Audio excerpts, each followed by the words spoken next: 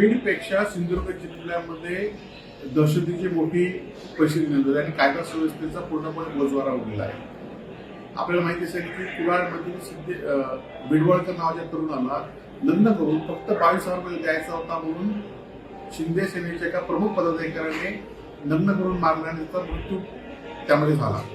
आणि ह्याचा खरं तर सिद्धेश शिरसाट आहे, त्याचे अनेक लोकांशी संबंध शिंदे गटाशी आहेत. त्याचे बॅनर कालपर्यंत होते आणि त्याला वाचवण्यासाठी तिथले स्थानिक आमदार अनेक पदाधिकाऱ्यांनी जिल्हा पोलिसांना किंवा जिल्ह्यातल्या प्रमुख पोलिसांना फोन केलेले आहेत.